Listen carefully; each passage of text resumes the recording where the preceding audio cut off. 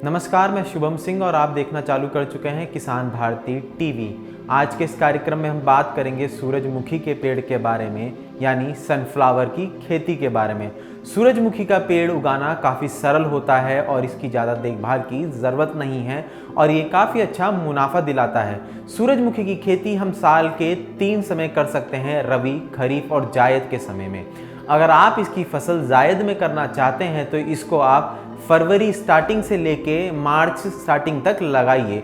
अगर आप इसकी रबी में करना चाहते हैं तो आपको इसको अक्टूबर या नवंबर में लगाना पड़ेगा। अगर आप इसको खरीफ के समय उगाना चाहते हैं तो आप इसको जून से जुलाई के बीच में उगा सकते हैं। ये इतनी आसान फसल है कि इसके लिए आपको ज़्यादा मेहनत नहीं करनी पड़ेगी। अगर आप इसकी फसल करना चाहते हैं तो अपने खेत की तैयारी अच्छे से कीजिए। इसके लिए आप अपने खेत को एक बार गहरी जुताई कीजिए और उसके बाद 2 से 3 बार हल्की जुताई कीजिए। इसके बाद खेत को सपाट करना बहुत ही महत्वपूर्ण है। अगर खेत में किसी भी तरीके से पानी रुकने की संभावना है तो उसको ध्यान में रखते हुए खेत को सपाट करना ज़रूरी है, क्योंकि सूरजमुखी के पेड़ को ज़्यादा पानी की आवश्यकता नहीं होती है। इस पेड़ को लगाना चाहते हैं तो एक पेड़ से लेकर दूसरे पेड़ के बीच में 5 से 6 सेंटीमीटर का डिफरेंस होना चाहिए, यानी कि एक पेड़ से दूसरे पेड़ के बीच का अंतर 5 से 6 सेंटीमीटर होना चाहिए।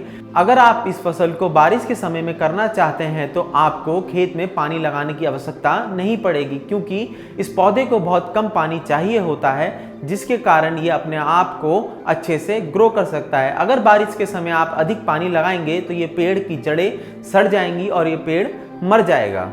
यूँ तो सूरजमुखी की 2 मुख्य तरीके की ब्रीड पाई जाती हैं, एक है हाइब्रिड और दूसरी देसी। अगर आप हाइब्रिड लगाते हैं तो आपको 1 हेक्टेयर में आपको लगभग 5 से 10 केजी सूरजमुखी के बीज मिलेंगे। वहीं अगर आप देसी ब्रीड लगाते हैं तो आपको 10 से 12 केजी हेक्टेयर के हिसाब से आपको सूरजमुखी के बीज मिल सकते हैं। सूरजमुखी की खेती में सबसे महत्वपूर्ण बात यह है कि आपको खेत में खरपतवार का नियंत्रण करना आवश्यक हो जाता है। सूरजमुखी की पहली बियाई के बाद, यानी बीज लगाने के बाद 2 से 3 हफ्ते बाद आप पहली निदाई या गुड़ाई कर सकते हैं। उसके बाद आपको दूसरी निदाई या गुड़ाई जब करनी होगी जब पेड़ कुछ बड़ा हो जाए, ताकि पेड़ पौष्टिक आहार ले सके। और तीसरी निदाई गुड़ाई आपको जब करनी होगी जब पेड़ों में फूल आना चालू हो सके, क्योंकि ये वह महत्वपूर्ण समय होता है जब फूलों को ताकत चाहिए होती है। अगर आपके खेत में खरपतवार होंगे तो फूल अच्छे से बढ़ नहीं पाएंगे, जिससे कि आपकी आमदनी और लागत में असर दिखाई देगा और आपके प्रोडक्शन यानी कि आपके उत्पाद की क्षमता कम होने की आशंका बनी रहेगी।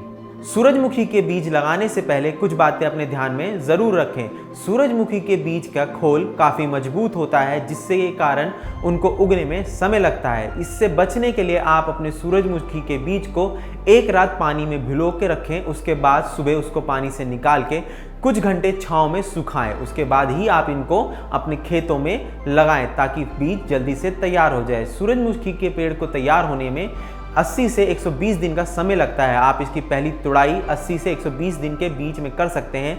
जब आपको फूलों के पिछले भाग में हल्का भूरापन लगे तो आप इसकी तुड़ाई कर सकते हैं। तुड़ाई करने के बाद आप फूलों को कुछ दिन सुखाएं और उसके बाद इनसे आप बीज को निकालना शुरू कर सकते हैं। इसमें एक बात आपको और भी ध्यान में रखनी पड़ेगी कि सूरजमुखी के पेड़ में पानी की आवश्यकता कम होती है, तो पानी का नियंत्रण काफ़ी अच्छा होना चाहिए। और सूरजमुखी की पेड़ में आपको पानी की लागत कम लगेगी, क्योंकि आप इसमें सिर्फ 3 बार पानी दें जब आप सूरजमुखी का पेड़ लगाएं। पहला पानी आप जब दें जब आप बीज को लगा चुके हों, उसके बाद 3-4 हफ्ते बाद आप पहला पानी दें। दूसरा पानी आप सूरजमुखी के पेड़ को जब पेड़ थोड़ा बड़ा हो जाए तब दीजिए। और तीसरा सबसे महत्वपूर्ण पानी आपको अब देना है जब पेड़ में फूल की कोपलें आने लग जाएं, जब फूल उगने लग जाए तब तीसरा पानी देना बहुत महत्वपूर्ण होता है, क्योंकि उस समय पेड़ को जमीन में नमी की आवश्यकता अधिक होती है।